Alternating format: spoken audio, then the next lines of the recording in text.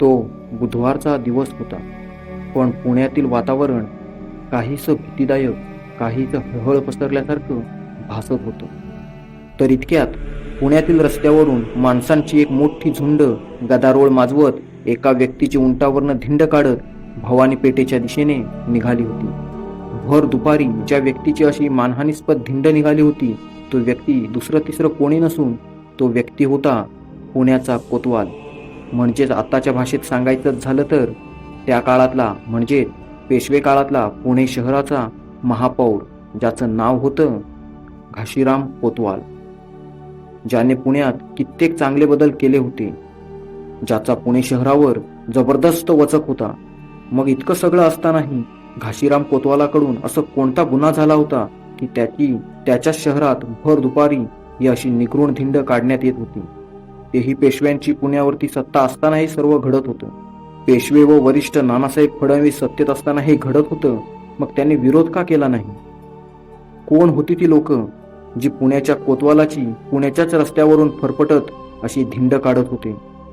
त्याने असं काय अपराध केलं होतं? आणि सर्वात महत्वाचा प्रश्न, नक्की कोण होता हा घाशीराम कोतवाल?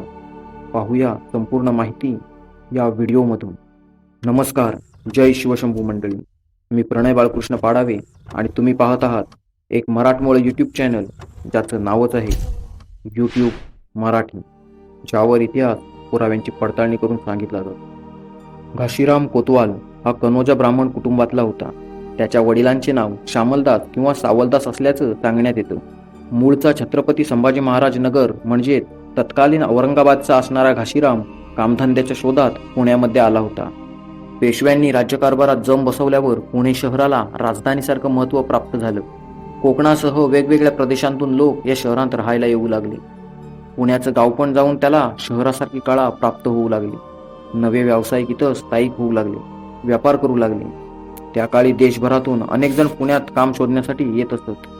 अशाच पद्धतीने काहीतरी काम मिळवण्यासाठी घाशीराम कोतवाल पुण्यात आला होता.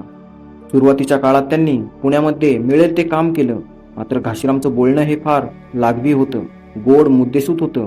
समोरच्याला आपलं म्हणणं कसं पटवून द्यायचं की त्याला चांगलंच ठाऊक होतं. त्याच्या अशा बोलण्यामुळे तो पुण्याच्या दरबारी मंडळींच्या लवकर संपर्कात आला आणि त्याने पुण्याच्या पेशवा दरबारचा विश्वास संपादन केला. काही काळातच तो नाना फडणवीसांच्या मर्जीतला माणूस झाला होता. असंही म्हटलं जातं की त्या काळामध्ये लोकांमध्ये अशी एक चर्चा होती की घाशीराम कोतवालास ललित गौरी नावाची अत्यंत देखणी मुलगी होती आणि तिच्यामुळेच घाशीरामवर नाना फडणवीसांची मर्जी बसली होती. मात्र हे कितपत खरं आहे हे तपासल्यास त्याचे ठोस असे संदर्भ आम्हाला सापडले नाहीत. जर कोणाला या गोष्टीबद्दल ठोस माहिती असेल तर जरूर कमेंट करून शेअर करावी. तर घाशीरामची कोतवालपदी नियुक्ती सर्वप्रथम 8 फेब्रुवारी 1777 रोजी करण्यात आल्याचे संदर्भ मिळतात. त्याची ही पहिली नियुक्ती तात्पुरती होती. 1 वर्ष ती टिकली. त्याच्यानंतर 1 वर्ष वाढवण्यात आलं. त्यानंतर त्याच्या कामाने संतुष्ट होऊन 1782 मध्ये त्याची नियुक्ती कायमस्वरूपी करण्यात आली. आता घाशीरामची पुण्याच्या कोतवालपदी खऱ्या अर्थाने नियुक्ती झाली होती.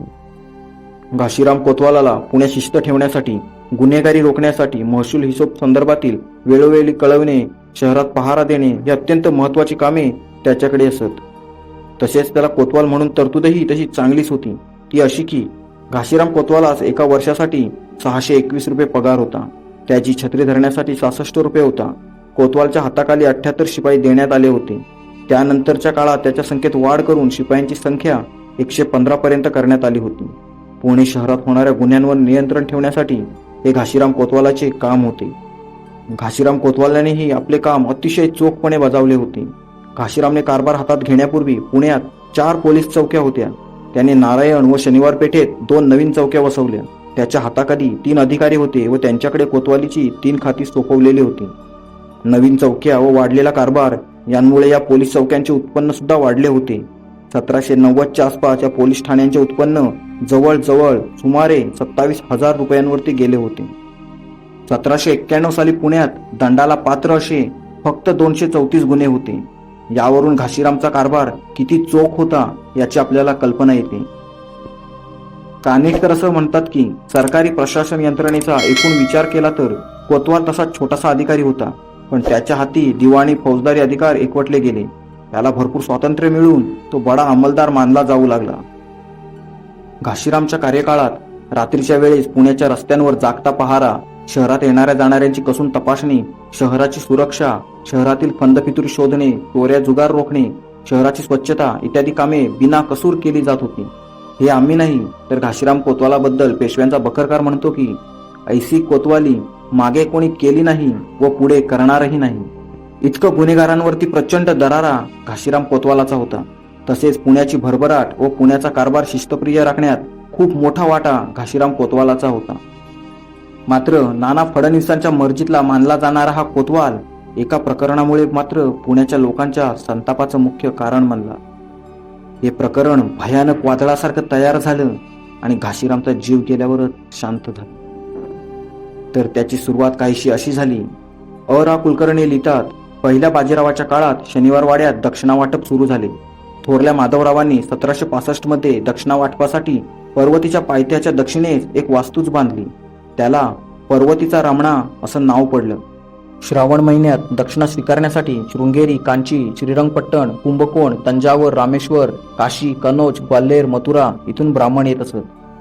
या सर्व ब्राह्मणांची रमण्यात राहण्याची एकत्र व्यवस्था होत असे. त्याला ब्राह्मण कोंढण असं म्हणत. पुण्यामध्ये सर्व जातीच्या लोकांची वस्ती वाढत होती, तशी ब्राह्मणांचीही संख्या वाढत होती. तर घाशीराम कोतवाल प्रकरण पाहताना नाना फडणवीसांचे चरित्र लिहिणारे वासुदेव वामनशास्त्री खरे यांनी याबद्दल लिहिले आहे की 1791च्या ऑगस्ट महिन्यात श्रावण संपल्यावर पुण्याहून द्रविड ब्राह्मण आपल्या देशात जाण्याकरिता निघून आसामी परतीश श्रावण वैद्य 14 रविवारी प्रहर दिवसां सायंकाळी घाशीराम कोतवाल यांचे बागेत जाऊन उतरले. तेथे ब्राह्मणांची कणसे माळव्यातील मक्याची काही कणसे तोडली. त्यावरून माळ्यांचा व त्यांचा कजिया झाला. माळ्याने शिवीगाळ केली. त्यावरून ब्राह्मणांनी त्यास मारिले. त्याचवरून माळी फिर्याद घेऊन कोतवाल यांच्याकडे आला आणि सांगितले की हितवेकरी चोर कोमटी वगैरे आहेत, मळ्यात दंगा करतात, मला मारिले, त्यांचे पारिपत्य केले पाहिजे, अशी तक्रार माळ्याने घाशीरामकडे केली.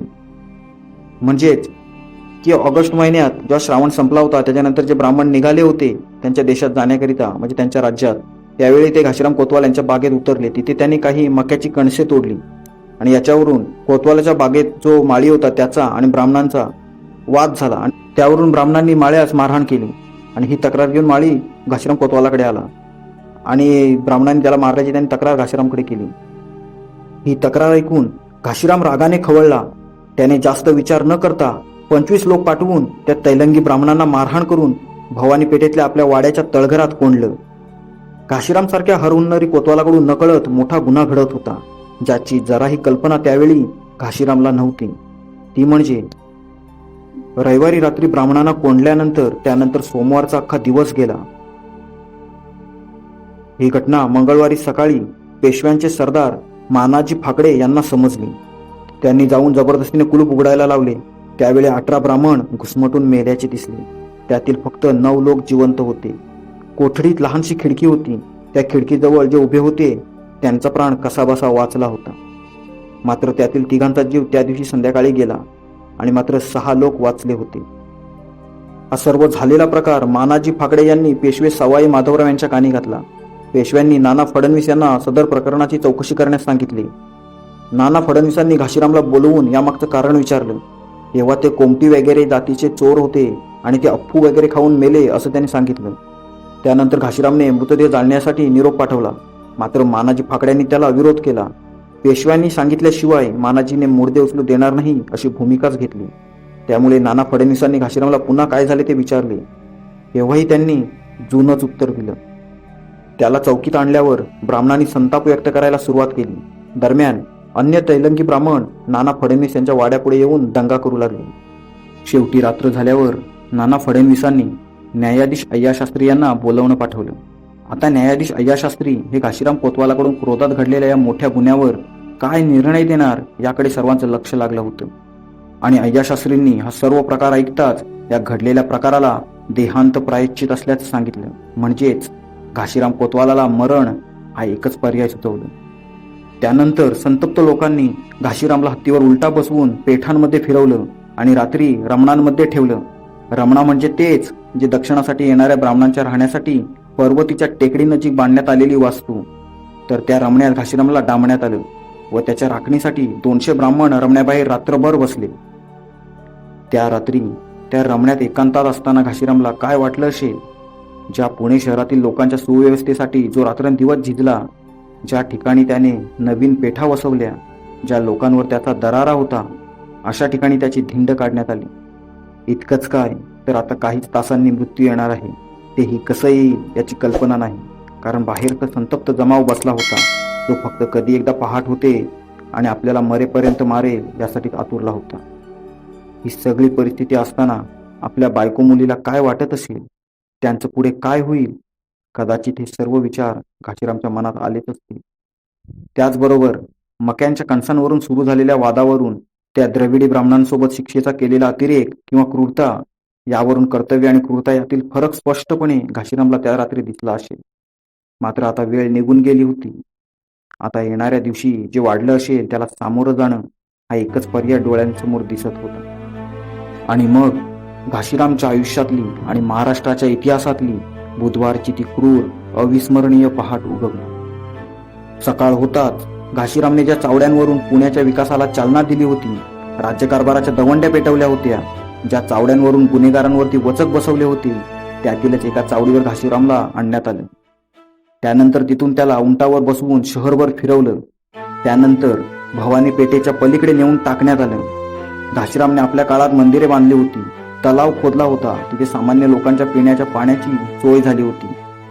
अशा ठिकाणी घाशीरामास ब्राह्मणांनी खेचत आणले. त्याला दोरखंडाने बांधण्यात आले होते. एक व्यक्ती त्याला खेचत होता, तर बाकी सर्वजण त्याला दगडाने मारत होते. छिन्न विछिन्न करून त्याच्या देहाचे तुकडे करण्यात आले. तत्कालीन ब्रिटिश अधिकारी चार्ल्स मॅलेट यांनीही याबाबत लिहून ठेवले आहे की अशा प्रकारे दगडाने ठेचून मारून घाशीराम कोतवालांचा अंत करण्यात आला. कधी काळी ज्या घाशीराम कोतवालाने पुण्यात शिस्त निर्माण केली होती, आजच्या नवीन पेठेची स्थापना देखील घाशीराम कोतवालानेच केली होती. अशा घाशीरामात रस्त्यावर फरफटत नेऊन मारण्यात आली. या घटनेनंतर आनंदराव काशीची कोतवाल पदावर नियुक्ती करण्यात आली.